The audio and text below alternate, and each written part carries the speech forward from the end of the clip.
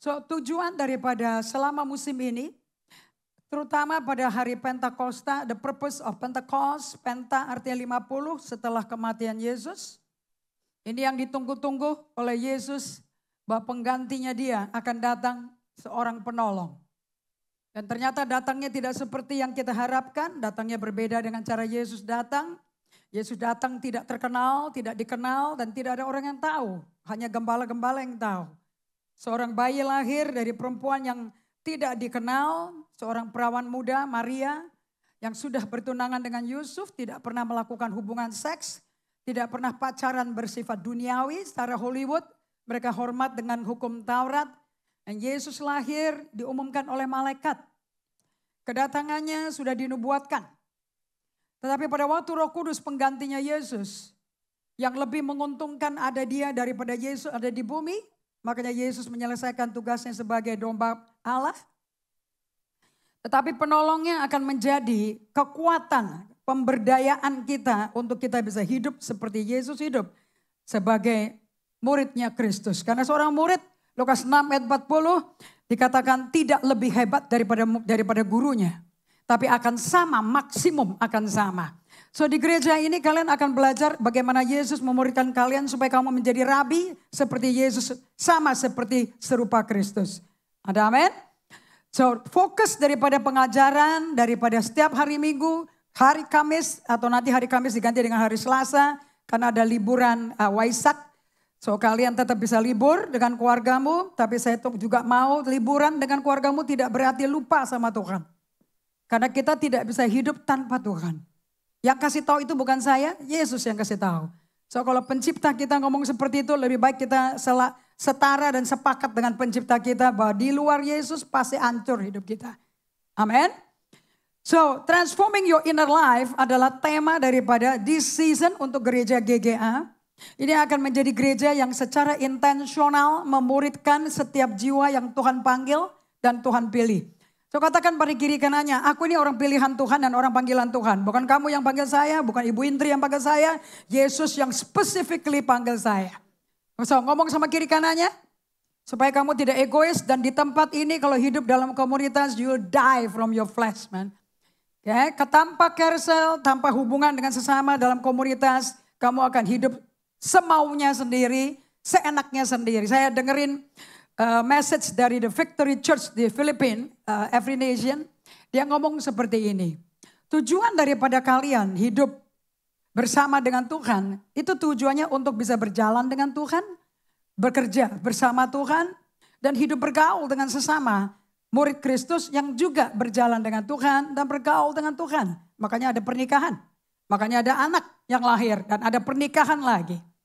So dia ngomong seperti ini, selama kamu tidak hidup dalam komunitas, selama kalian gak kawin, kalian hidup menyendiri, lajang dan hidupnya sendiri, maunya sendiri dan sukanya menyendiri.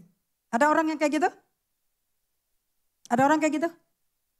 Angkat tangan dong, tinggi-tinggi dong. Right? Buat kalian hidup untuk menghormati sesama gak ada efeknya. Mau dikhotbahin 10.000 kali, no efek. Kenapa? Because you on your own. Kamu sendirian kok.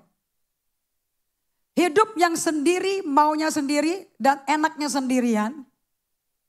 Untuk tunduk pada sesama, gak ada efek, gak ada sakit, gak ada yang namanya pergumulan. Kenapa? Gak ada yang mesti ditundukin. Dan Anda juga gak kerasa kok Anda mesti tunduk pada dirimu sendiri. Because you on your own. Kalau Anda hidup sendiri, mengisolasi diri, duniamu adalah diriku dan saya dan aku. Anda gak perlu yang namanya menghormati sesama, mendahulukan sesama. Siapa yang mau didahuluin? Tapi begitu Anda hidup dalam komunitas Tuhan, and that's what Jesus want. Itulah gereja mula-mula di hari Pentakosta. Dilahirkan komunitasnya Kristus yang dipenuhi Roh Kudus, yang menjadi saksi Kristus semuanya. Dan mereka hidup dalam komunitas yang sangat-sangat harmonis. Itu replika pantulan daripada surga di bumi. Itu gereja mula-mula. Makanya diajarin, ditulis dengan jelas oleh Dr. Lukas. Bedanya dulu berhidup dengan sinagoga-sinagoga. Menjadi muridnya para rabi duniawi. Dengan sekarang menjadi muridnya Rabi Kristus. Dan menjadi komunitasnya beda sekali. Kita mengalami kasih, kita mengalami memberi kasih, kita mengalami yang namanya menerima kasih, dan mereka mengalami Yesus melalui sesama. So ada perbedaan drastis antara hidup beragama dan hidup sebagai komunitas daripada kerajaan Allah di bumi. Ada amin. Dan kita akan belajar ini dari hidup. Kenapa kok temanya 100% Gereja Generasi Apostolik sebagai keluarganya Yesus. Anda hidup untuk menjadi komunitas intensionalnya Yesus. Yang isinya, membernya semuanya, anggota keluarganya Yesus adalah kakak adik-adiknya Yesus. Enggak ada kakak ya, Yesus anak sulung. Adik-adiknya Yesus dan kita keluarganya Yesus berarti semuanya seperti Yesus. Betul apa tidak? Right? Dan ciri-cirinya seperti apa? Dan tanpa kuasa Pentakosta, kuasa penggantinya Yesus enggak mungkin bisa terjadi. So the church was born, gerejanya Yesus Kristus lahir karena pencurahan datangnya jawaban doanya Yesus kepada Bapaknya.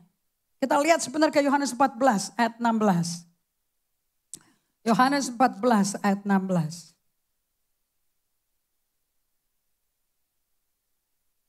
Kalau sudah ketemu Alkitabnya dibuka. Katakan sama-sama 2, 3. Aku akan minta kepada Bapa. So saya mau tanya, Yesus berdoa enggak? Yesus komunikasi sama Bapaknya enggak? What about you? Bagaimana dengan Anda? Yesus enggak pernah dengar khotbah. Yesus tidak pernah dengar khotbah seumur hidupnya. Yesus berdialog dengan Bapaknya dan Roh Kudus. Di padang gurun, di sungai Yordan, dia berjumpa dengan Roh Kudus. Dibawa oleh Roh Kudus ke padang gurun, dicobai oleh iblis. Saya mau tanya di tengah pencobaan itu, apakah ada yang nguatin Yesus pakai khotbah? Atau dia hidup dengan inner life yang sudah terbentuk. Satu dengan Allah Bapaknya. Sehingga yang keluar dari hatinya hanya kehendak Bapaknya, bukan kehendak dia. Kalau gereja tidak ada menghasilkan murid, itu bukan Kristen. Dietrich Bonhoeffer berkata, any church that doesn't teach disciple making is not a Christian. The true church produce disciple. Because you're not a Christian unless you're a disciple. Dietrich Bonhoeffer adalah satu hamba Tuhan yang di tengah-tengah zamannya Nazi masuk ke dalam Jerman. Dia belak-belakan menentang Nazi. Dia menulis buku, di tengah-tengah dia dipenjara. Karena dia melawan Hitler secara pribadi. Karena dia menjunjung tinggi, saya bilang saya adalah warga negara kerajaan surga, saya tidak tunduk kepada manusia. So di penjara dia tulis di buku namanya The Cost of Discipleship. Disciple Making. Harganya menjadi murid Kristus. Dan kemudian diputuskan untuk dia digantung hukuman mati. Ditelanjangi dan digantung. Anda bisa nonton filmnya loh. Now this is the truth. Tidak ada satu dari 12 murid Yesus yang tidak mati sebagai martir. Dan mereka melakukan itu dan mengalami itu for the joy of the Lord. Untuk sukacita yang mereka alami di dalam Tuhan. So Pentakosta bukan untuk berbahasa roh, bukan untuk kesetrum-kesetrum. Pentakosta adalah pencurahan penggantinya Yesus di bumi. Yang memampukan kalian untuk hidup seperti Kristus. Ada amin? So Yohanes 14 ayat 16. Temanya di situ, temanya Yesus menjanjikan penghibur. Jikalau kamu mengasihi aku, kamu akan menuruti segala perintahku. Mari lidah murid di tempat ini, 2, 3. Aku minta kepada Bapa dan ia akan memberikan kepadamu seorang penolong yang lain. Katakan yang lain. Jadi kalau sudah dijelaskan yang lain berarti gak pusing, gak usah banding-bandingin sama Yesus. Ada amin? Yesus kalau ngomong kalem tapi dalam. Kalem and dalam. Itu ciri-ciri orang yang menjadi muridnya Allah, muridnya Kristus. Lanjut. Supaya ia menyertai kamu selama-lamanya. Lanjut ke ayat 17. Yaitu roh kebenaran. Titik. Itu satu kalimat tuh, ayat 16 tuh. Aku akan meminta kepada Bapa dan ia akan memberikan kepadamu seorang penolong yang lain. Supaya ia menyertai kamu selama-lamanya, yaitu roh kebenaran. Kemudian dia jelaskan, lanjut, dunia tidak dapat menerima dia. Sebab dunia tidak melihat dia dan tidak mengenal dia. Tapi kamu mengenal dia. Sebab ia menyertai kamu dan akan diam di dalam. Seseorang penolong yang lain ini yang tidak sama wujudnya seperti Yesus. Dia akan menyertai kalian. Dia akan parakletos, bahasa Yunaninya. Parakletos, paraklit artinya berada di samping kamu, menyertai kamu, menjadi agennya kamu. Dan akan diam di dalam kamu. Tidak selamanya dia di luar kamu, di samping kamu, tapi dia akan abide, dwell in you. So penolong yang baru ini, yang lain, seorang penolong, seorang pribadi. Kalau kata seorang berarti seorang pribadi. Itu adalah pribadi yang punya kehendak, pikiran, dan perasaan. Pribadi punya 3 unsur ini. Dan dia akan berdiam di dalam kamu. Sekarang ini dia di samping kamu, parakletos. Tapi akan tiba waktunya dia akan di dalam kamu. Dan janji yang terakhir di Kisah Rasul 1, ayat yang keempat dan 5.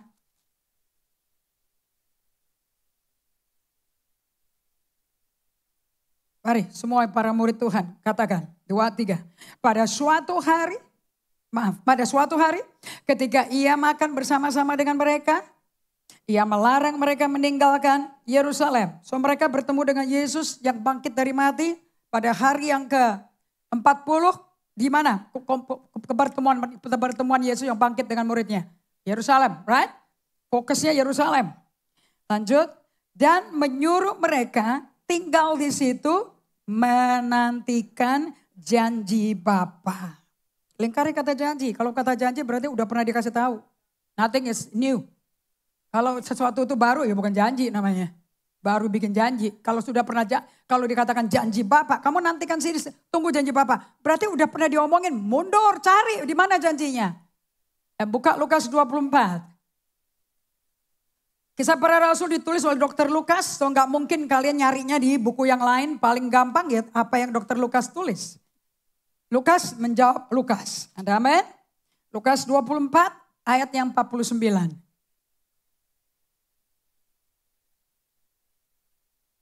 Mari semuanya, lidah murid katakan, 2, 3.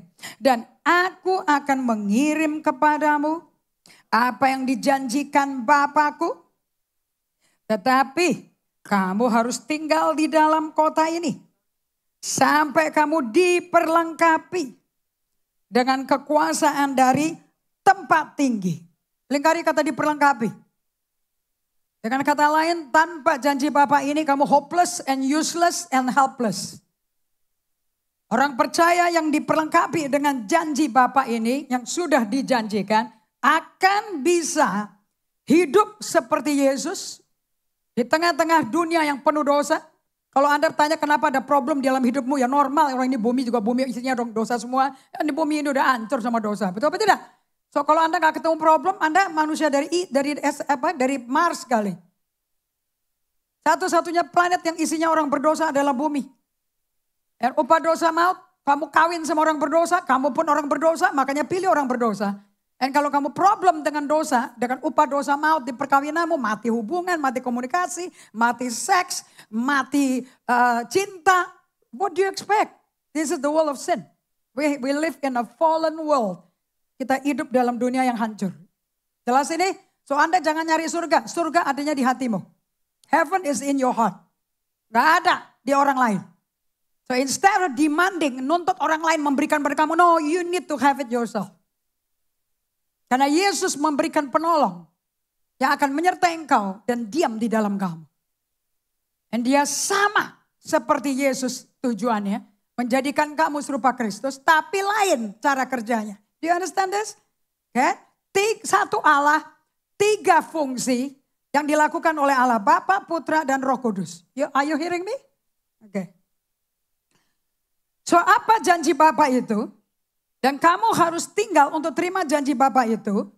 Kamu harus tinggal di dalam kota ini. Kota apa itu? Yerusalem. Di kota ini sampai kamu diperlengkapi dengan kekuasaan dari tempat tinggi. So what is the promise? That you will receive power, isn't it? Kamu akan terima kuasa. Kuasanya bukan kuasa jabatan, kedudukan di gedung organisasi gereja, di Kersal, gue ketuanya. Enggak. Kamu bisa pakai label ketua tapi you are powerless kok. Kamu ngomong gak ada pengaruh. Anggotamu negatif, kamu ikut negatif. That says you are powerless kalau kayak begitu.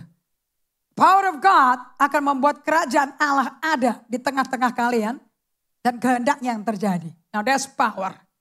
Jika Anda bisa nyangkalin kehendakmu, tanggalkan kemauanmu dan kenakan Kristus. Ada amin? Karena barang siapa dibaptis selam, badan basah harus untuk tunjukkan kepada dunia, siapa sih sebetulnya kamu? Dan siapa yang kau sembah sebetulnya? Dan tidak ada lain kecuali Yesus. Are you hearing me? Tetapi sebetulnya kamu dibaptis dalam nama Bapa, dalam nama Putra, dalam nama Roh Kudus. Nama bicara tentang pribadi. Ada amin? So kalau orang tanya kamu siapa sih? Kamu kasih namamu. Jangan kasih kerjaanmu di kantor apa. Berapa dari kalian pindah kerjaan selama kamu hidup? 5 PT bisa ganti kamu. Kalau kamu pegawai.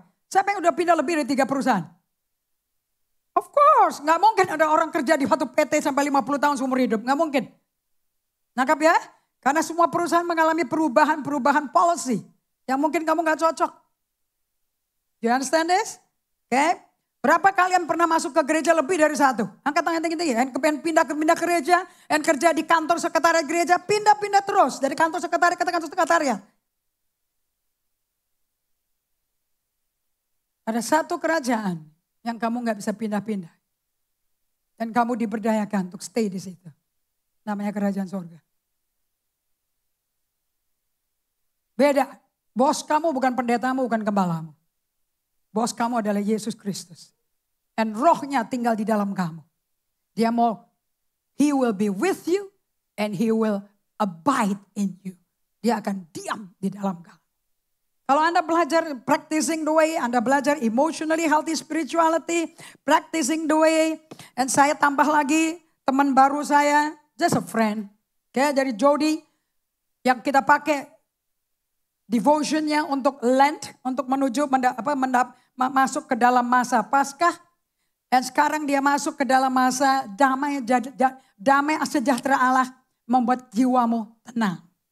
So, Apostle Indri pakai buku yang mana sih? Sebanyak mungkin. Kenapa saya ngomong sebanyak mungkin? Because I want to be as close with Jesus as possible. Dengan badan yang capek, dengan tubuh yang lagi sakit, I just want to be as close with Jesus. Di tempat tidur saya dikelilingi dengan semua devotion.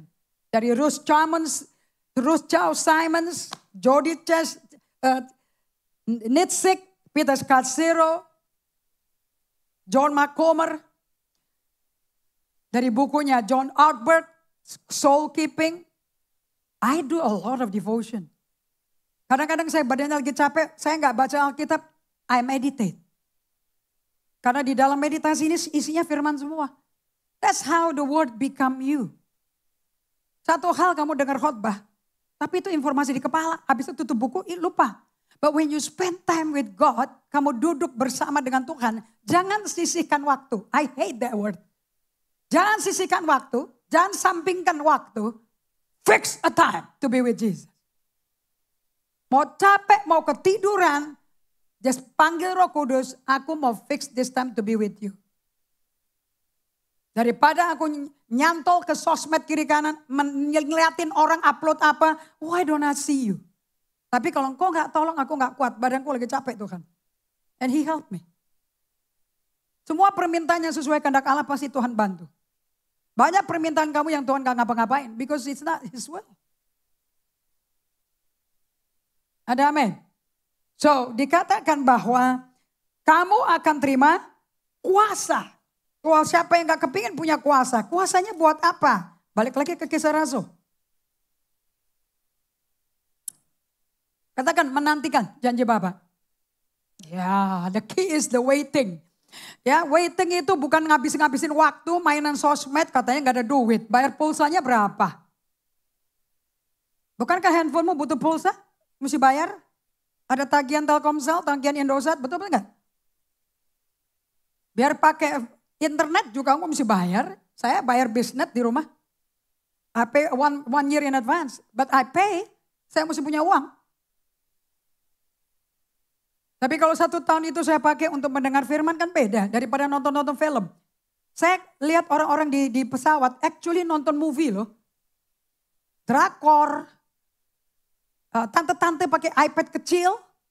Saya bilang tante-tante sangat-sangat teknologi, high-tech ya. Taunya cuma nonton film. Om-om, kakek-kakek pada nonton film. Whereas I'm reading book of Dallas Willard. Saya baca bukunya John Ortberg dengan tulisannya kecil-kecil, mata saya udah mesti dicek kembali. But I'm reading, gak ada waktu lebih enak baca buku yang mengcultivate your inner man, yang mengelola manusia batin kalian. Kalau mesti ambil buku di bawah dari Edmund Chen, itu semua buku mengafirmasi yang diajarkan Peter Scazzero is the right thing. Kita dapat kunjungan Tuhan datang ke GGA melalui Peter Scazzero Book di tengah saya di tempat yang nadir paling rendah. And God lift me up dengan buku itu. Dan semua hamba Tuhan di dunia sekarang pakai buku Peter Scazzero. Termasuk Edmund Chen. Saya suka bukunya dia, Cultivating the Inner Life. Menggali kehidupan inner life kamu. Hanya kehidupan yang hanya kamu dan Tuhan yang tahu. Dan itu kalian untuk bisa menerima kuasa itu. Kenapa kok dikasih waktu menanti janji Bapa? Menanti butuh waktu loh. Why? Kenapa mesti menanti? Because itu mesti kerinduan dari inner life kamu, bukan dari outer life kamu. Bukan dari nol, oh janjiin itu aku juga mau dong. Itu outer. If it doesn't come from your private life. Kehidupan manusia terdiri 3 bagian ya. Outer life, private life, inner life. Yang outer life yang public performance. Kayak saya begini. Di panggung, masuk kamera, disebarin live streaming. That's my public life. Appearance, penampilan, bagaimana cara ngomong, bagaimana cara bicara. Semuanya ditonton dunia. So kita mesti siap-siap bagaimana kita ngomong. Saya gak usah main cantik. Karena saya bagikan firman. Yang kedua is my private life. Yang hanya keluarga saya dan Allah yang tahu. Makanya kalau Anda mau kawin sama siapapun, kenalan sama keluarganya. Karena ajak orang yang mau dikawinin, kumpul sama keluarganya. Kalau kamu takut ngajak orang lain, termasuk keluarganya Anda dan keluarganya dia, Anda jangan kawin. Because you cannot marry in isolation. Yang ketiga yang paling penting, fokus daripada gereja generasi apostolik. The inner life. Yang gak kelihatan, kamu juga gak tahu. Dan kamu bahkan in enigma. Enigma itu kayak kamu lagi kagum. Kok ada begini ya? Kok di dalamku bisa begini ya? Kok aku bisa begini ya? That's your inner life. Hidup dalam penyangkalan diri. Hidup dalam pelarian. Gak mau ngadapin. Mendingan dibungkus, mendingan dikubur, mendingan direpress. Daripada mesti menghadapi kenyataan. Bahwa dalamnya aku kotor. Gak bersih. Penuh kejahatan, penuh amarah terpendam. A lot of resentment, a lot of deep-seated anger. Saya gak tahu dari mana keluarnya. So kalau gak ada orang lagi yang mau disalahin, siapa yang mau disalahin? Tuhan dong. Dan begitu dengar khotbah bahwa Tuhan gak bisa salah, God is perfect. Karena mau nyalain siapa? Anda mesti duduk diam dan menghadapi dirimu sendiri. Solitude and silence is the only way for you to listen, get to know you. Be in touch with you. Oke, so Kisah Rasul 1, ayat yang kelima, ayat yang keempat dan kelima. Pada suatu hari ketika ia makan bersama-sama dengan mereka, ngomong sama kiri kanannya, Yesus suka makan loh. Gak ada puasa melulu. Oke, lanjut. Ia melarang mereka meninggalkan tempat itu, Yerusalem. Ingat Lukas 24:49. Dan menyuruh mereka tinggal di Yerusalem. Ngapain? Ngabisin pulsa, killing the time, arisan, atau ngapain? Menantikan janji Bapa. Kalau janji pasti digenapi gak? Kalau Allah ya pasti, kalau orang saya gak tahu ya. Janji Bapa. Ya, demikian katanya. Telah kamu dengar daripadaku. Jadi keluar dari mulut Yesus sendiri, betul gak? Sebab Yohanes membaptis dengan air. Tetapi tidak lama lagi kamu akan dibaptis dengan Roh Kudus. Untuk apa? Ayat 8. Setelah itu Yesus ngomong kayak gitu, itu pesan terakhir tuh. And then dia naik ke surga, hari kenaikan Yesus Kristus. Ayat ke-8, yang penting I don't go to church, I don't have to read my Bible, gue bisa pergi, mau ke mall, mau makan di restoran, mau jalan-jalan keliling Indonesia, I am free. There's no freedom without Jesus. Kemerdekaan hanya ada di dalam Yesus, di luar dia gak ada kemerdekaan. Your flesh is a killer. Nafsu daging kita ada pembunuh paling efektif. Ayat 8. Ya, lidah seorang murid katakan. Tetapi karena mereka tuh melihat Yesus naik ke surga, terus mereka pada ngomong, ini kita kapan ya lepas dari penjajahan Romawi? Kapan ya kita Israel bisa merdeka? Dari dulu Israel kepingin merdeka loh. Kapan? Dan Yesus berkata itu bukan urusanku dan bukan urusan kamu. My purpose of coming, tujuanku datang kepadamu. Dan tujuanku meninggalkan engkau. Dan mengutus seorang penolong yang baru. Tapi lain kerjanya. Adalah untuk 2, 3. Tetapi kamu akan menerima kuasa. Sama gak? Dengan Lukas 24 ayat 50. You will receive power. Kalau Roh Kudus turun ke atas kamu. Dan kamu akan menjadi saksiku di Yerusalem. Dan di seluruh Yudea dan Samaria dan sampai ke ujung. Anda menjadi saksi Yesus kayak orang menjadi saksi di pengadilan. Kamu akan menyaksikan bahwa yang terdakwa tidak melakukan apa yang dilakukan. Gue punya buktinya semuanya. Kamu akan buktikan Yesus adalah Mesias. Kamu akan buktikan Yesus adalah Juru Selamat. Kamu akan buktikan Yesus adalah pembelamu. Yesus adalah Raja. Yesus adalah Tuhan. Dan tidak ada satu pun yang bisa disembah kecuali dia. And you will have the boldness. Kamu punya kuasa untuk ngomong itu. Dan orang akan mendengar. Ingat? Yesus ngomong sama Simon bin Yunus, Andreas, Yakobus, Yohanes. Kamu ikut aku. Bukankah mereka drop semua jalannya? Tinggalkan kerjaan, tinggalkan keluarganya, gak pamitan sama orang tua. John McComber ngomong di bukunya, Practicing the Way. There is no guarantee untuk digaji, makan apa, pakai dapat BPJS apa tidak dari ngikut dia. Dapat asuransi swasta apa tidak. No guarantee. Kamu pergi sama dia, kamu dikasih makan, uang makan pagi, siang, dan malam. And yet they drop everything and follow him. The only way kamu bisa mengikuti Yesus, if you hear the voice of your shepherd. Karena Yesus menjelaskan sendiri, kamu akan mendengar suaraku. Dan aku mengenal engkau dengan namamu. And karena you listen to me, you follow me. Hanya orang yang bisa mendengar Yesus sebagai suara gembala, bukan suara diktator, akan ngikut Yesus.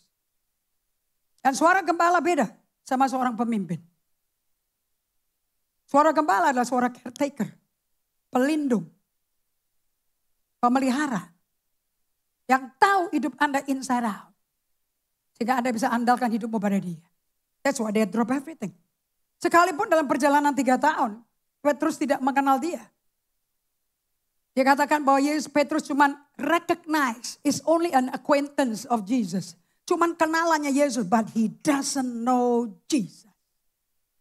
Makanya 3 kali Yesus menyatakan bahwa dia akan mati, menderita, dan bangkit pada hari ketiga. Yang menyangkal, yang melarang 3 kali peringatan itu Petrus. Kenapa? Karena dia mau memiliki Mesias yang melakukan apa yang dia mau. Majority dari kalian, kamu ikut Yesus untuk apa yang kamu mau Yesus lakukan buat kamu, untuk kepentingan kamu, demi nama kamu. But not because of who Jesus is.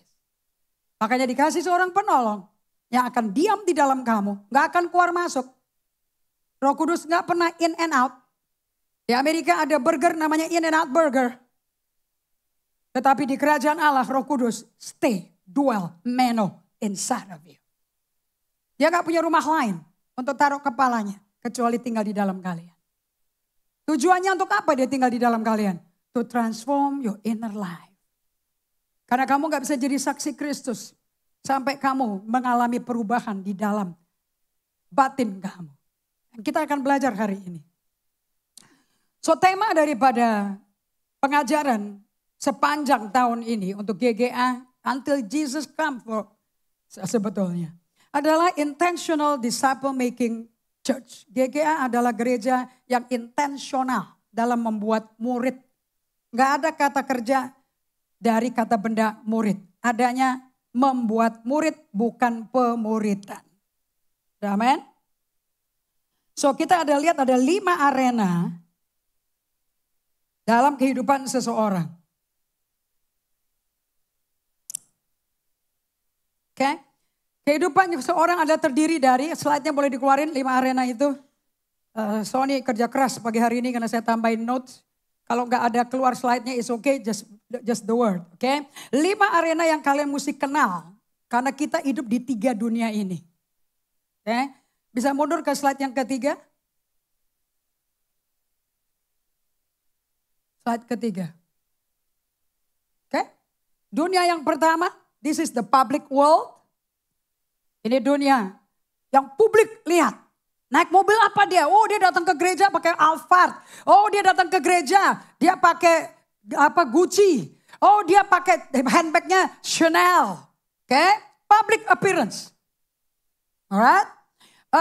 Oh, dia itu PhD. Dia lulusan dari Boston loh. Dia lulusan dari MIT loh. Dia lulusan dari Stanford University. Semua orang applaud. Orang Indonesia bisa lulusan dari Harvard. Oke? Okay? So ini public life. Dan kalian ngelihat di dalam news setiap hari. Semenjak Jokowi menjadi presiden yang kedua. Dia mengangkat menteri-menteri muda. Ingat gak? Ada anak-anak Papua yang luar biasa. Dia lulusan dari Harvard. Yes. Amazing. Nah itu that's the public world. Everybody has your public world. Biasanya kalian ngomong, oh gue yang punya restoran ini. Gue yang punya toko ini. Aku yang punya pabrik ini. Itu terus yang diomongin. But is that who you are? Apakah itu siapa kamu? Of course not. Ya. Yang kedua, dunia yang kedua adalah your private world. Substructure yang kedua, next please. Ini adalah ke dunia yang kamu bikin dengan keluargamu. Bagaimana kamu di keluargamu, hubungan kamu sama keluargamu. Dan bagaimana kamu sama Allah di keluargamu. This is your private world. Anda mesti punya hubungan kedua untuk dikenal dan diajak masuk ke rumah tangganya. Dan duduk makan sama keluarga itu dan you can see. Oh private world tidak kayak ini. Ini BTS-nya. Behind the scene-nya. Tapi dunia yang ketiga yang gak ada orang tahu. Sama sekali siapapun gak ada yang tahu. Yang kawin pun gak tahu. Makanya orang kalau kawin itu sebetulnya tempat pemuritan itu adalah pernikahan. The only time you will know somebody that you think you love is when you marry that person. Gak ada orang yang menikah. Kalau ngerti ketiga dunia ini. Bisa berkata aku nyesel kawin sama kamu. But if you know this before you get married. Makanya pranikah counseling itu penting. Bukan prakteknya. But knowing who you are itu penting. Anak mau kenal kamu. Siapa sih kamu? Bukan papi yang sibuk ngurusin 17 perusahaan. Mami yang sibuk ngurusin arisan, ngurusin kaum ibu, ngurusin segala macam. No. Can I know who you are? Misunderstanding is because we don't know each other. Dunia yang ketiga namanya the inner world. Namanya substructure. Tidak ada orang yang tahu kecuali Allah and Anda. Ini yang suka ngomong di hati nurani. Tapi kamu abaikan, kamu abaikan, kamu abaikan. Sebetulnya itu yang aslinya kamu. Inilah bagian yang paling utama dan terutama dalam kehidupan bersama Yesus. This is why we repent. Pertobatan artinya kita align with God. Ada ABC-nya kalau Anda ikut sama Tuhan. Kalau Anda bisa betul-betul mengalami inner life. Yang fokus kita cuma yang ketiga. Yang dua sama pertama itu kamu udah hidupin kok. Justru itu yang bisa bunuh bagian ketiga. Itu yang bisa menggagalkan. Bagaimana kamu menjadi murid Kristus. Karena Tuhan Yesus tidak tertarik sama your public world. Tuhan gak tertarik sama your private world. Tuhan tertarik with your heart. Isn't it? Betul beda? 1 Samuel 16. Coba buka 1 Samuel 16 ayat yang ke-17. Saya pegang kata-katanya Yesus sendiri.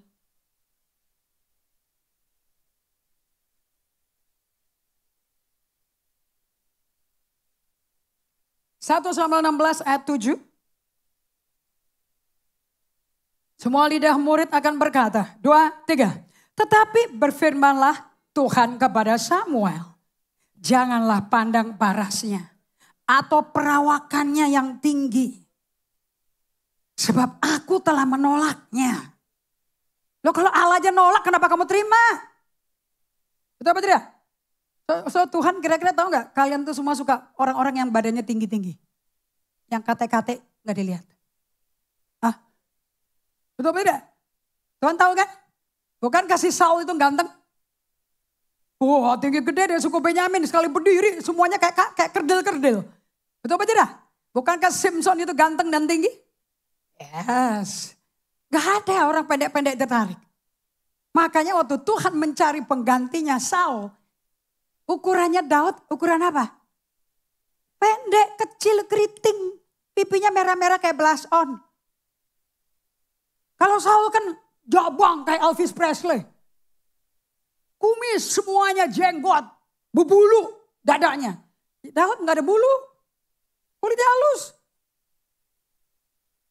Tapi yang bikin dia kuat, yang bikin dia perkasa. Mengalahkan Goliatnya Israel. Siapa? Yang badannya bongsor, gede, tinggi, ganteng. Seperti pria Vogue Magazine. Atau anak kecil yang badannya miniatur. Yang mana? Yang kecil. Tapi siapa yang memberdayakan dia? Ada kuasa enggak? Kau akan menerima kuasa. Setelah Roh Kudus turun padaku dan kau menjadi saksiku. Hari itu Daud menjadi saksi Allah Israel apa tidak? Of course. Gak perlu khotbah. GGA bukan tempat latihan khotbah. Tapi tempat latihan untuk bersaksi. Bahwa kamu betul-betul disertai Allah. And kapan taunya saksian itu terjadi? Di tengah masalah dong. Di tengah kritis dong. Di tengah ujian cobaan dong. Kalau di tengah semuanya baik-baik ngapain bersaksi? Orang gak bertobat juga bisa bersaksi di tengah baik-baik. Betul atau tidak? Right? Lanjut. Apa kata Allah? Lidah murid katakan. Bukan yang dilihat manusia kok, yang dilihat Allah. Manusia melihat apa yang di depan mata. The public world itu yang ditonton. Tapi Tuhan melihat the inner world. Jadi kamu mau ngerubah suamimu yang edan, pemabuk, narkoba, muales gak keruan, gak mau berubah. Bagaimana kalau kamu gak kenal Allah yang ada di hatimu? Allahmu mesti masuk ke hatinya suamimu. Kalau kamu mau lihat perubahan terjadi. Bukan ngomong ke inteleknya. Nyakitin, menghina kehormatan dia. How do you penetrate his heart? Makanya Petrus setelah di masa tuanya sebelum mati. Surat-surat ini ditulis dalam kondisi mereka usia senior rohani. Seorang yang nyangkal Yesus 3 kali. Yang gak mau lihat Yesusnya disalibkan. Gak setuju dengan perspektif konsep surga. Sekarang dia tulis. Buka 1 Petrus 3.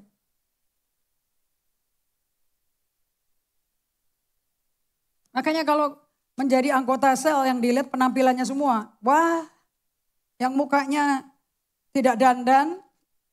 Matanya kayak satu strip. Gak ada kelopak. Gak pakai eyeshadow, gak pakai bulu mata palsu. Kira-kira bisa jadi tim inti gak ya? Karena semua orang ngelihatnya public appearance. Terus bajunya gak pakai merek.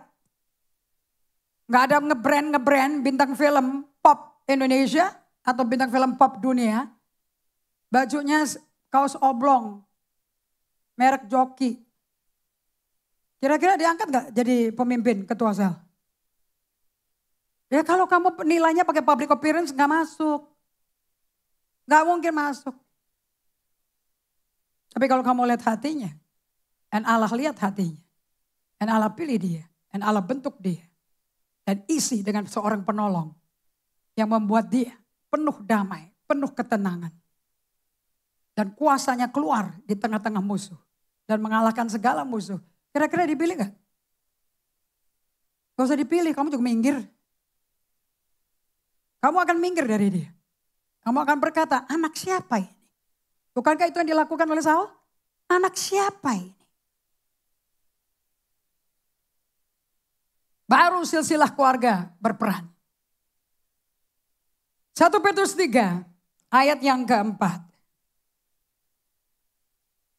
Ini bicara tentang hubungan suami istri.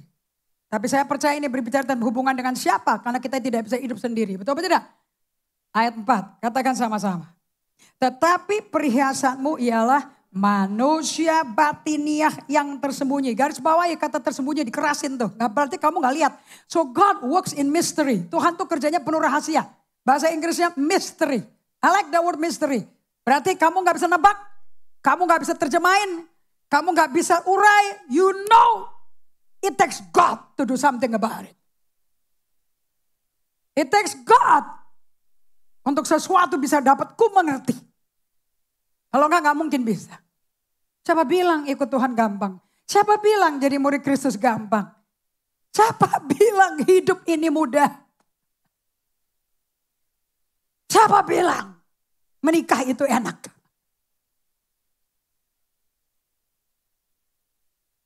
Siapa bilang berjemaat itu indah? Karena kamu gak tahu hati orang. Motivasinya apa? Mau kawinin kamu juga motivasinya apa? I wonder setelah kawin baru bertanya, apa motivasimu kawin sama aku? Ya, rambut udah ubanan semua baru tanya. Betul apa tidak?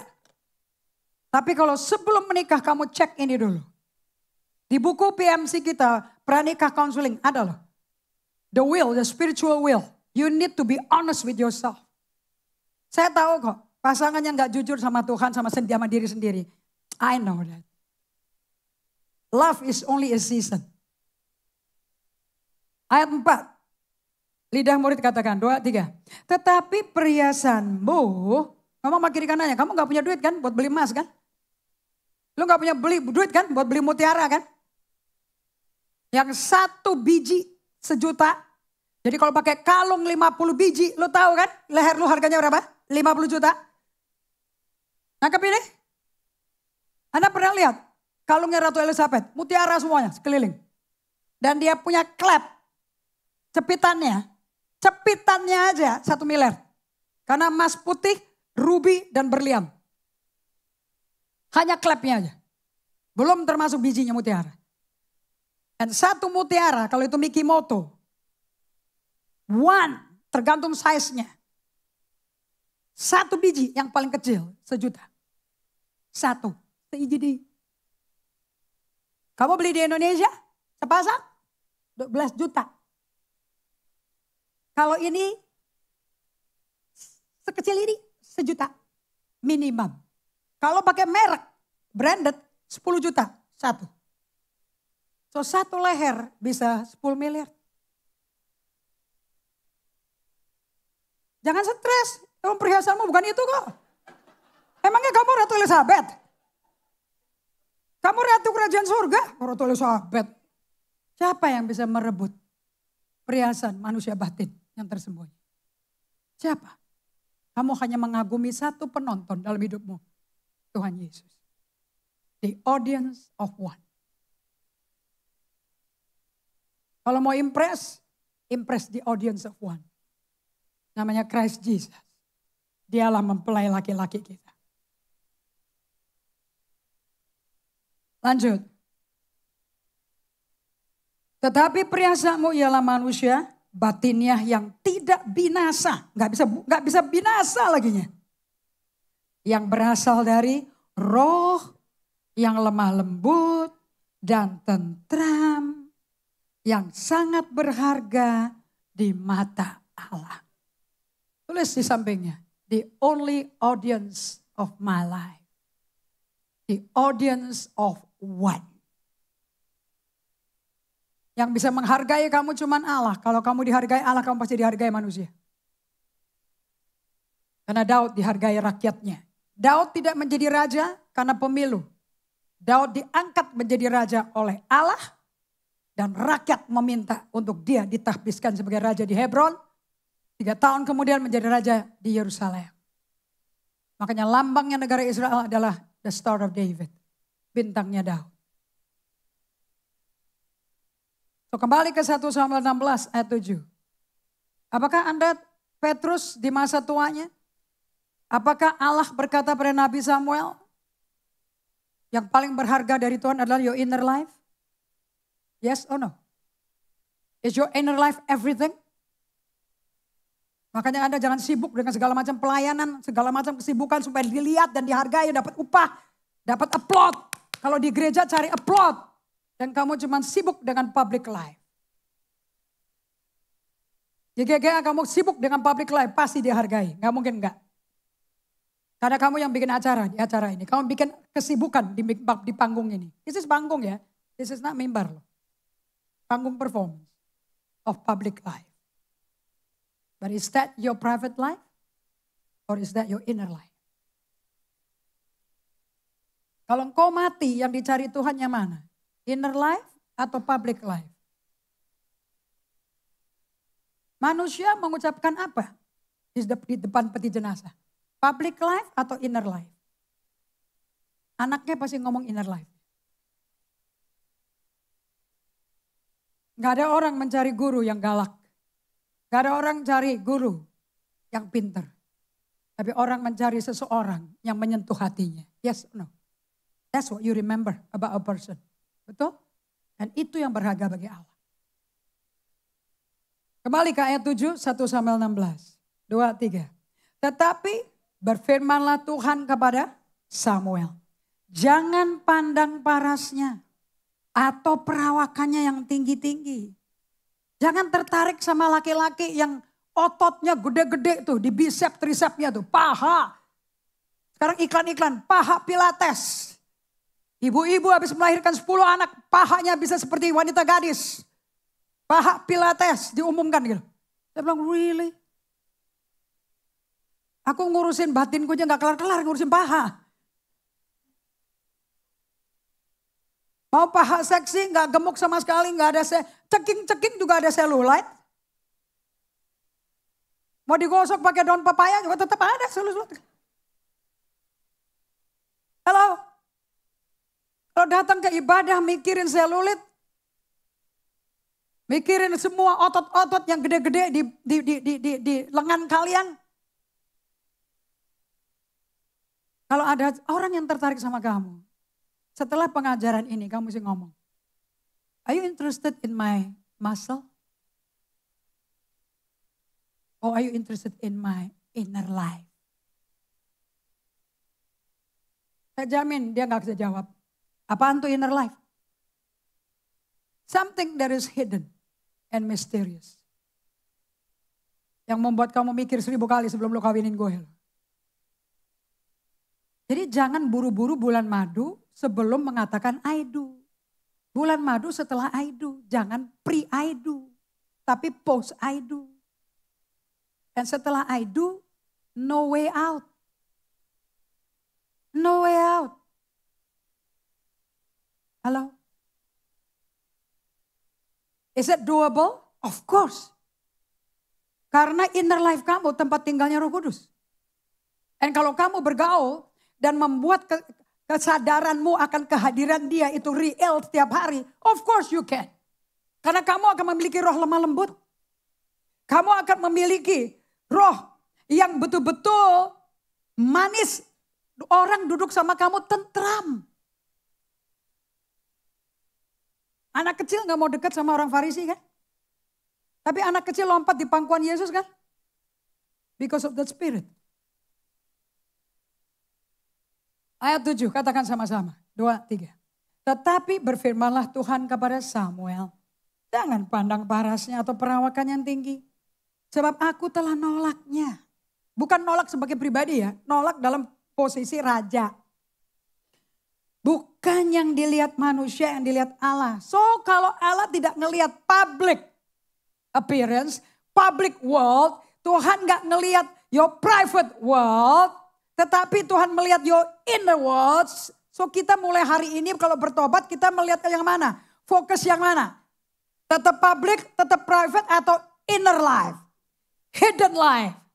Aku Tuhan yang melihat hati.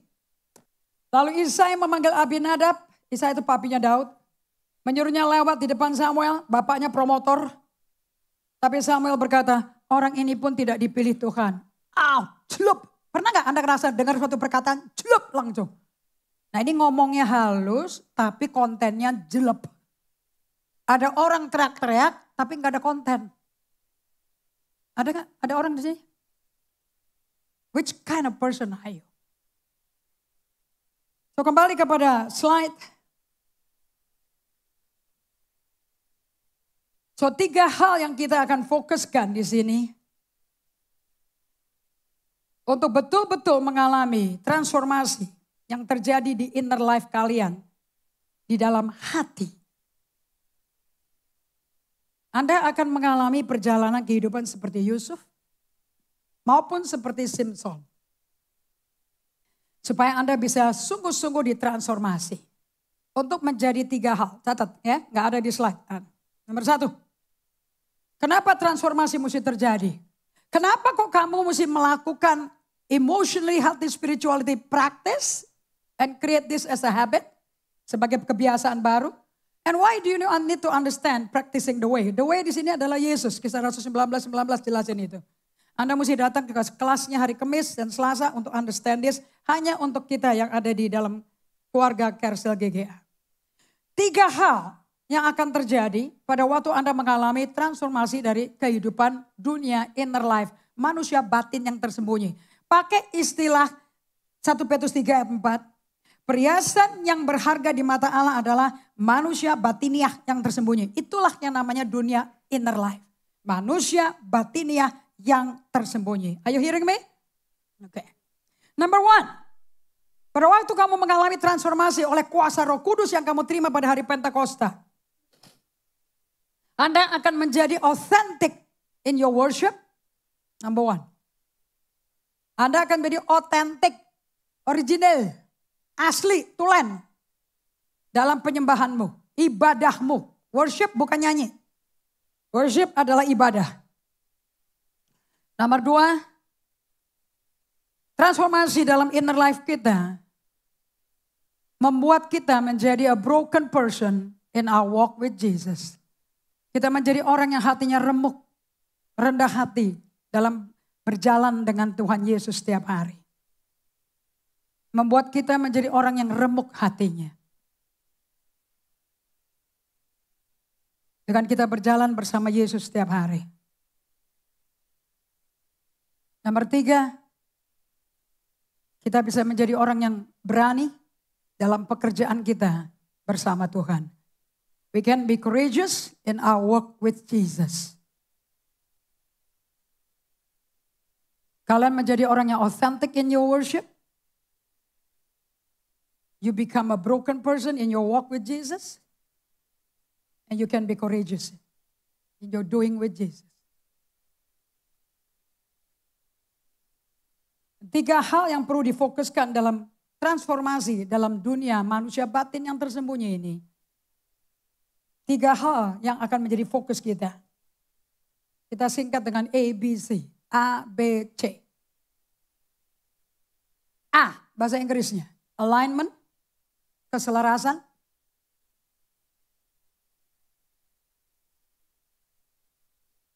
B, back to the basic, kembali kepada yang mendasar. Yang ketiga, C, community. Membangun komunitasnya Tuhan.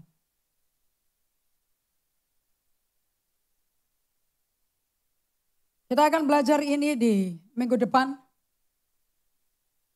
For you to understand.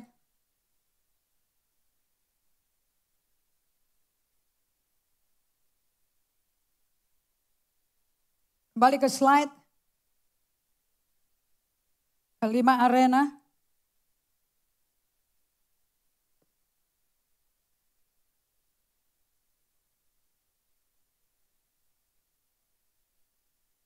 Ini slide kalian udah lihat udah berkali-kali. Ada 5 arena dari kehidupan manusia batin. Now, manusia batin kita sendiri, the hidden inner life, terdiri 5 bagian. Ini hanya yang dunia ketiga loh, your inner life loh. So kita nggak sentuh public life, kita nggak sentuh private life, this is just the inner life. Gak ada dokter ahli jantung bisa ngerti ini. Gak ada dokter internis bisa ngerti ini. Only God knows this. Ada amin? So the world of our inner life is the most important world that matters most untuk Yesus dan untuk kita. For Jesus and us. Kita baca sebentar di Matius 12 ayat 33 sampai 37. Coba kita baca sebentar. What matters? I mean, Yesus ngomong dengan jelas, I know this, but I don't know how.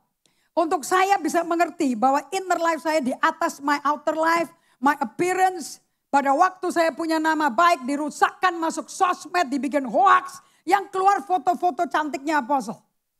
Dengan berita-berita busuk, tapi mau foto-foto cantiknya saya yang keluar. Dan di situ saya lihat, saya baru baca pertama kali. Facebook itu kalau Anda punya account Facebook, Facebook saya dibikinin, saya gak pernah punya Facebook, saya gak ngerti bagaimana bikin Facebook. Page, ternyata Anda akan ada kategori loh. Kategori saya adalah public figure. Saya baru tahu, yang bikin siapa? Orang lain. Di GGA yang bikin. I never know that. Yang diserang adalah public figure-nya Indri Gautama. But they never attack my inner life. Tapi serangannya begitu keras, pukulannya, tinjuannya begitu keras. It gets to the core of my being. Ke jantung diri saya, which is my inner life. And when I get to my inner life, Allah datang kepada saya, taruh mata saya di fix di buku ini. Di rak toko buku SKS di Singapura. Di rak yang tidak ditinjau sama sekali. Oleh bekas rekan saya. Dia hanya kumpulin semua buku mengenai leadership. That good is the enemy of great. John Kotter, John Maxwell. All those big so-called worldly public leadership. Tapi mata saya ditarik ke rak yang di depan kasir. Semua itu rak yang isinya ketenangan, ketentraman.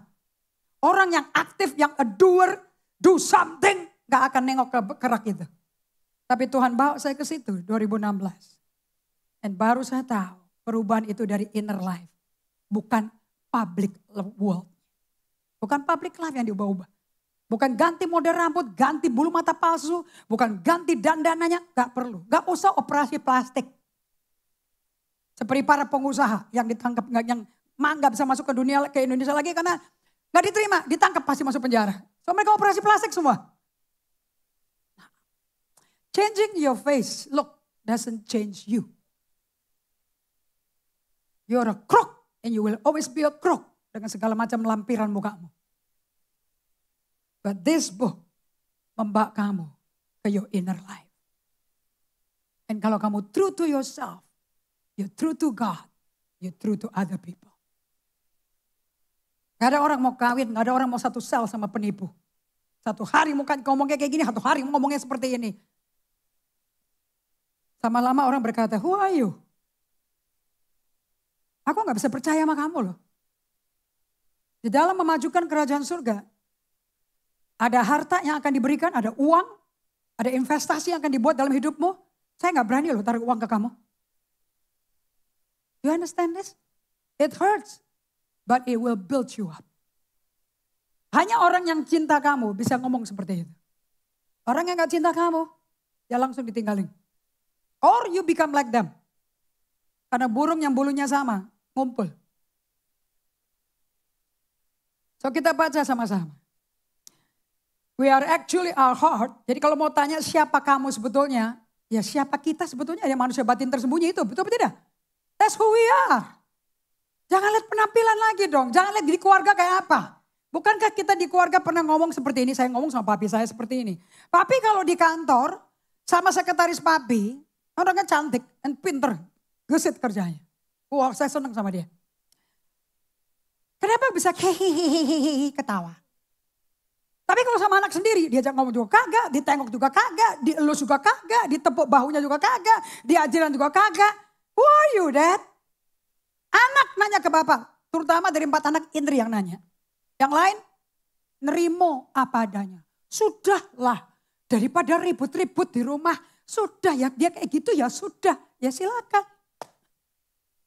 Kalau saya ngikutin penasihat mami dan almarhum dan kakak-kakak adik saya, papiku gak akan bertobat. Sayang mbak papi saya. Mempengaruhi tok. Tapi keputusan di papi saya. Suatu hari Natal dia masuk ke kamar saya yang tabu buat satu keluarga saya. Gak ada orang berani masuk ke kamar Indri Gotong. Karena satu buku bergerak akan saya teriak. Di mana buku ini? Siapa yang pegang buku ini? Dia rasa?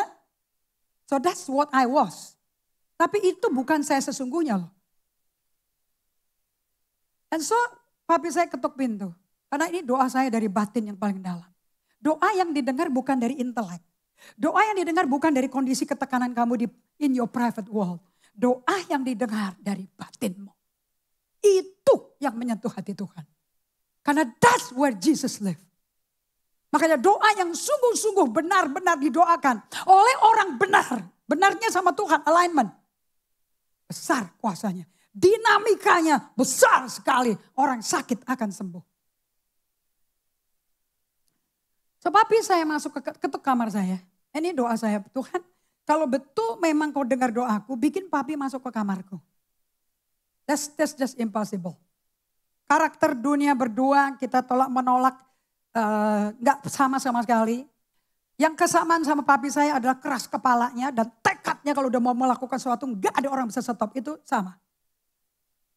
Cuman papi saya mudah broken heart, kalau nggak berhasil patah semangat. Kalau mami saya diem tapi tekun. Nah aku dapat dua-duanya. So papi saya jam 8 malam ketok pintu. Saya pikir siapa? Biasanya kan bapak gak pakai ketok-ketok ya. Oh ketok ya. Karena udah generasi milenial udah beda sekarang. Ada privacy. So papi saya ketukin, papi boleh masuk. Boleh pap. Papi mau tahu baptisan Roh Kudus itu apa. Dan saya seperti anak kecil dapat lotre 15 miliar. Lompat melonjak dari batin saya. Duduk di kasur saya dan semua lemari kamar saya, lemari baju selalu di daun pintunya ada cermin. So Anda bisa lihat saya ngelihat diri saya duduk di depan cermin, papi sebelah kiri, aku sebelah kanan. Buka Alkitabku. Kalau ada orang udah bilang, baptisan Roh Kudus itu apa? Gimana papi bisa terima? Itu Roh Kudus udah kerja. Kamu gak usah tele-tele. And saya tinggal tergantung bagaimana saya punya attitude, demeanor, pembawaan diri saya kepada papi saya saat dia seperti itu. Saya sebagai guru Taurat atau saya sebagai anak yang mendapat kado dari Tuhan. Dan hari itu Tuhan ubah saya. Untuk spesifik hari itu, become like a childlike. Dan sampai air mata bercucuran, saya bagikan kitab Efesus, and you need to know the scripture. Anda gak bisa panggil pendeta. Kamu udah delay the moment, excitement, emosinya. Yang udah mau menggapai, break it karena nunggu pendeta datang. You understand? Kamu mesti seize the moment. Karena tanpa seizing the moment, you lose the power. Sama seperti ini. Orang udah terbakar hatinya. Yes, aku tahu aku mau terima Yesus. Terus dia dengar pendeta-pendeta mengajar kalian untuk terima Yesus. Tapi gak bertindak. Lama-lama kebal gak? And because I'm so on fire for Jesus. And saya tuntun dia, look at this dad. Bisa mengalami ini loh dad. Look at it. Papi baca. Sambil baca belum kelar. Efesus 1 ayat 13. And the holy laughter ketawa merosot ke lantai. Pada tempat tidur saya King Cole loh. Itu tinggi sekali loh. Dia merosot ke lantai dan dia ketawa terguling-guling. That's the witness of Jesus Christ. He received power. Sembuh dari katarak, sembuh dari glaukoma, dari mata karena diabetesnya papi. And he was just like a little boy. Besoknya siapa yang ketuk? Mami, almarhum Mami Cora. Mami juga boleh minta Roh Kudus. Apakah papi saya jadi saksi Yesus? Dari mana Mami mau minta? Kalau bukan papi yang bersaksi. Gak perlu datang ke ibadah, gak perlu altar kok, gak perlu. Because you are so soaked in the presence of God. So soaked with love. Karena kasih dicurahkan ke hatimu oleh Roh Kudus. Di mana ada Roh Kudus ada kasih. Dan so dia masuk besok malamnya. Sama lagi. Hati saya lompat dengan sukacita. Again nonton di cermin. Tapi bedanya, Mami gak mau duduk di samping saya. Mami duduknya di depan saya. Merosot. Dari cermin dia gak lihat, dia lihat anaknya. Aku ngelihat cermin. Anda ngelihat ya, bisa bayangin ya. Dan saya tuntun Mami saya. Just like a little kid dituntun. And dia absorbing, nyedot semua firman. And langsung berbahasa roh di situ. And rebah, merosot lagi badan yang geletak di lantai kamar saya. And enjoying the Holy Spirit. Malam itu sebetulnya kita mestinya malam untuk kita Natalan. Itu sekitar Natal tahun 84 itu. Kita mestinya pergi ke Mandarin Hotel untuk merayakan Natal. Cancel. Everybody was so happy. Ganti biaya ratusan, puluhan juta makan di hotel. Dengan makan di meja makan rumah kita sendiri. Makanan rumah tok, tapi hatinya yang berbeda. Jadi kredit card akan mahal. Kalau hati kosong, cari kepuasan dari makanan. Tapi kalau hatinya penuh dengan sukacita oleh Roh Kudus, buat makan tempe goreng sambal pete itu sedap. Karena apa? Communionin lebih berharga daripada kemewahan. Makanan bisa enak, tergantung siapa yang makan sama kamu. Siapa yang setuju? Siapa yang setuju? Kalian bisa makan makanan di warteg. Dari makan sama orang musuh besarmu. Ketelan gak makan itu? Atau semuanya dikritik tentang warteg itu? Anda bisa makan di Taste of Paradise, di Grand Hyatt, di Plaza Indonesia. Satu orang 250.000 rupiah. Tapi pulang gondoknya gak keruan. Because your heart is gak ada Roh Kudus yang meluap-luap dalam hatimu. Apapun kondisi hatimu. Sakit hati, depresi, stres, dendam, kecewa, berat. You just need the Holy Spirit. Satu hal yang membuat papi saya lepas dari depresi. Karena uangnya hilang di Amerika. Tempat dia mau pensiun. Baptisan Roh Kudus. Because dengan Roh Kudus. Roma 5 ayat 5, buka sebentar.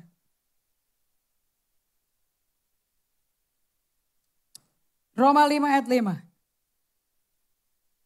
Anda bisa dibaptis Roh Kudus anytime ya. Gak perlu merayakan hari ini. Any time of the day. The Holy Spirit is on earth. Roh Kudus ada di bumi. Roma 5 ayat 5. Nanti kita tutup dengan Matius 12. Yuk katakan sama-sama. 2, 3. Dan pengharapan tidak. Katakan sama-sama. Selama ada Roh Kudus. Berdiam dalam hati nurani saya. Saya penuh pengharapan. Walaupun situasi tak ada harapan. Mustahil keinginanku dicapai. Tapi di mana ada Roh Kudus, selalu ada pengharapan. Dan pengharapan tidak mengecewakan. Ada amin? Lanjut. 2, 3. Karena kasih Allah telah dicurahkan di dalam hati kita oleh Roh Kudus yang telah dikaruniakan kepada kita. So di mana Roh Kudus mau berurusan sama kita? Intelekmu atau di dunia ketiga itu? The inner life. Be truthful with your heart. Jaga. Amsal 4 ayat 23. Di atas segalanya, above all else, guard that inner life. Karena dari dalam inner life-mu terpancar kehidupan-kehidupan. Pancaran kehidupan that you must do and live in. Makanya kamu jangan ngomong intelek-intelek deh sama apostle, saya muak. Pakai teknologi ini, pakai spotlight ini, pakai Canva, pakai ini. Who cares man? Mau pakai Rolls Royce kalau hatimu busuk, hati nurani busuk ya busuk. Rolls Royce juga jadi busuk. Are you hearing me? Buat apa istri-istri pakai mutiara, pakai berlian, gede-gede kunci, anak kunci rumah. But your heart is evil. Mendingan dilumerin aja. Bikin cairan. Dan dijual tuh. kasih anak-anak panti asuhan. Yang gak punya pengharapan. Orang tua aja gak punya uang untuk hidupin. Saya baru tahu kemarin Ibu Indriani sama Joli pergi wakilkan saya untuk ulang tahunnya Dorcas. Itu GKI punya yayasan untuk melayani anak panti. Ada manulahnya, ada anak-anak. Ternyata anak panti asuhan bukan anak yatim. Orang tuanya ada. Orang tuanya kemarin hadir. Cuman gak mampu besarin anak itu. Karena cerai. Karena memang tidak fit. So anaknya berkata, ada panti aku biar hidup di situ aja. Suatu hari aku bisa sekolah karena dibiayai sekolahnya. Kita menabur bisa untuk nyekolahin itu anak. Paling tinggi cuma semea.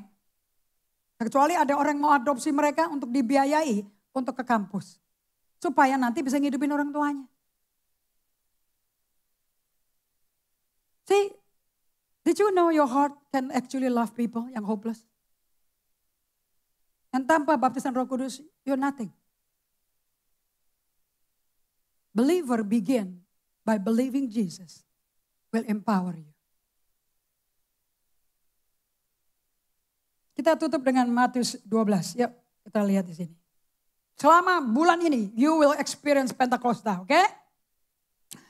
Jikalau suatu pohon kamu katakan baik, ini Yesus yang ngomong. Kalau bahasa Inggris tintanya merah. Maka baik pula buahnya. Jikalau suatu pohon kamu katakan tidak baik, maka tidak baik pula buahnya. Sebab dari buahnya, pohon itu dikenal. Hai kamu keturunan ular beludak. Ini bagian mananya nih? Buah atau akarnya? Bagaimanakah kamu dapat mengucapkan hal-hal yang baik? Sedangkan kamu sendiri jahat.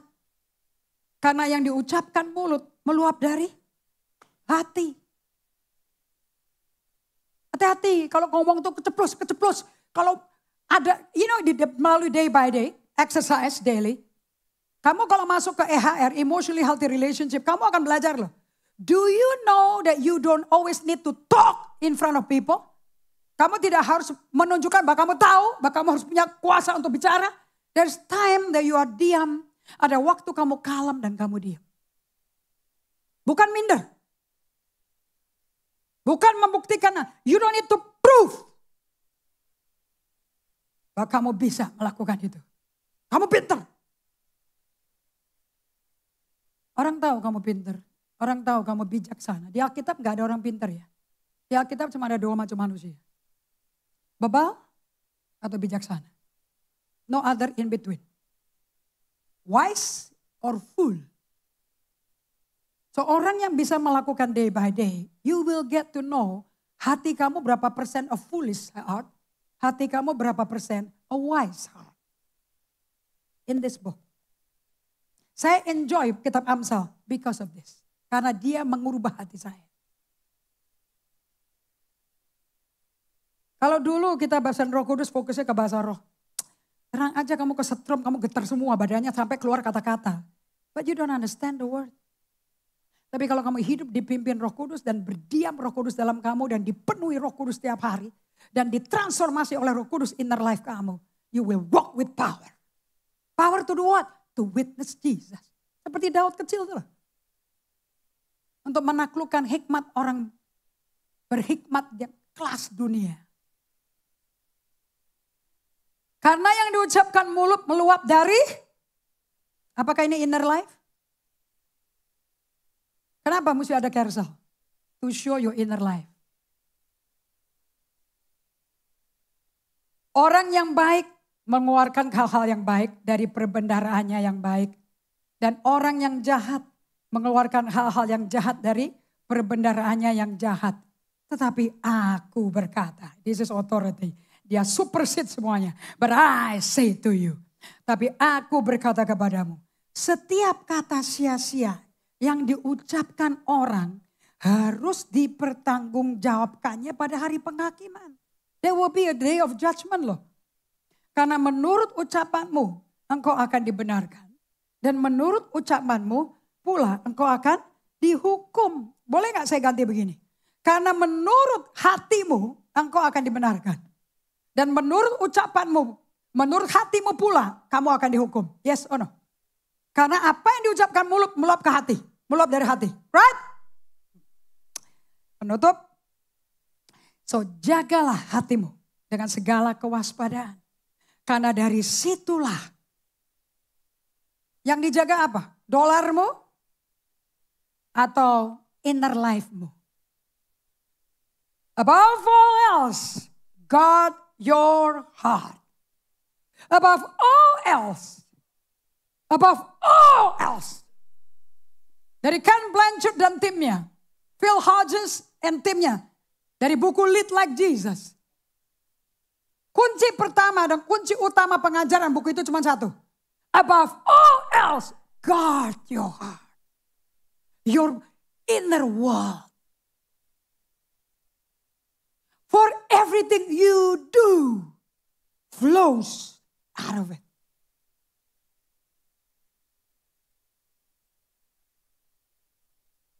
This is the way to prepare you to receive again and again baptisan Roh Kudus. Yang kedua, ketiga gak akan sama dengan yang pertama.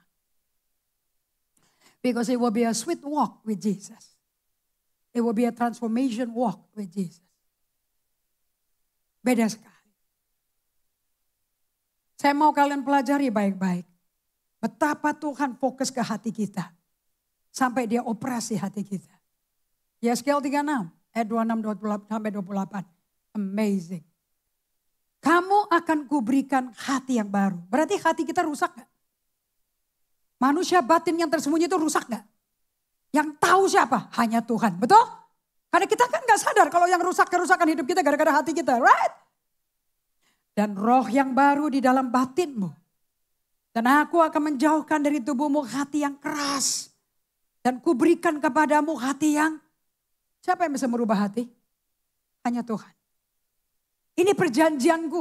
Rohku akan kuberikan diam di dalam batinmu. Dan aku akan membuat kamu hidup menurut segala ketetapanku. Ini ketaatan menjadi kenikmatan atau ketaatan menjadi paksaan? Kalau lihat orang-orang duduk sama apostle di dalam kersel, mukanya kayak orang stres, semua kayak orang ngeden loh. Makanya kalau kamu jadi ketua sel, kamu ganti ngedennya itu dengan ketawa-tawa. Why don't you switch it dengan hidupmu sebagai saksi? Instead of making happy people happy to obey. You cannot make people obey. Only God can make you obey. Dengan kamu kembali kepada penolongmu itu. Lanjut. Dan tetap remain berpegang pada peraturan-peraturanku dan melakukannya. Edmund Chen berkata, orang yang cuma tahu kebenaran tapi never applied the truth is a deceiver. Buat apa kamu tahu kebenaran tapi tidak diaplikasikan? Penipu dan menipu diri. Dan kamu akan diam di dalam negeri yang telah kuberikan kepada nenek moyangmu. Dan kamu akan menjadi umatku. Dan aku akan menjadi Allahmu. Sebagai penutup ya. Buat apa Tuhan kasih kamu janji yang luar biasa? Yang luar biasa semua janji Allah. Tapi hatimu jahat. Gak cocok buat apa yang Allah janjikan. Do you understand what I mean? Anak yang tidak bertanggung jawab dikasih kunci mobil BMW seri 3. Kira-kira dia akan bertanggung jawab gak dengan BMW itu? Atau dia akan abuse mobil itu semau-maunya dia? Yang mana? Abuse atau pelihara? Problemnya BMW-nya atau hatinya?